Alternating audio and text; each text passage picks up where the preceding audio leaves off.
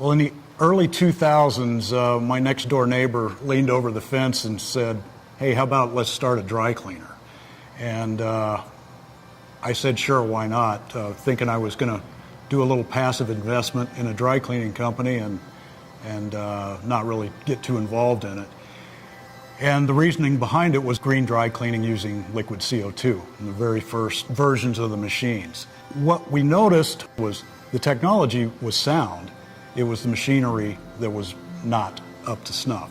I started working on developing new equipment, modifying the equipment we had. I met up with Richard, who had been involved in the very early CO2 rollout of the technology, and we eventually put the company together to build a better machine.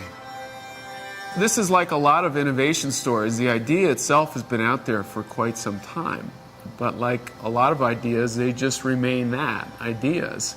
It's not an unambitious thing to try and do. There's a tremendous amount of engineering, a tremendous amount of chemistry, never mind the entrenched interests that are in the textile world that, like most industries, are resistant to change. We're using reclaimed, recycled CO2. It's a byproduct of any industrial process. It's the same stuff that is fizzing up your soda and your beverages. We're introducing that into our machine. We're filtering it. We're distilling out all the contaminants.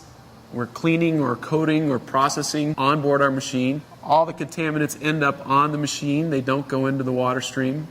And the clothing comes out cool and dry. We don't require a dryer or a drying cycle. We simply evaporate the CO2 when the cycle is over, and voila. It will considerably reduce Patagonia's footprint. We believe we can eliminate a tremendous amount of water usage at the middle level, all the way through the consumer level.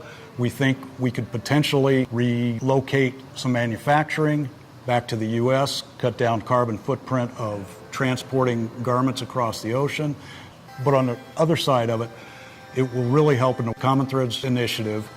In the garments that are coming back in, we'll be able to re-clean them, they'll be able to repurpose them at a higher level, or recycle the items at a higher level. It's sustainability in the true sense, where we're really repurposing an inexhaustible, naturally occurring resource. We're not creating anything new. We're not creating new waste. We're not creating new byproducts. Patagonia is no stranger to disruption. Their brand and their leadership are almost synonymous with that. They're not afraid to take unpopular stances on things, and they have a track record in doing that. And from that perspective, they are the perfect partner for us, because we are about as disruptive as it gets.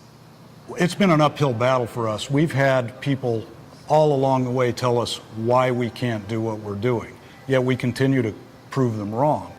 And what was interesting with Patagonia is they got it, because nobody else could look that far down the road. And they couldn't see the big picture of where this technology is going, and Patagonia did.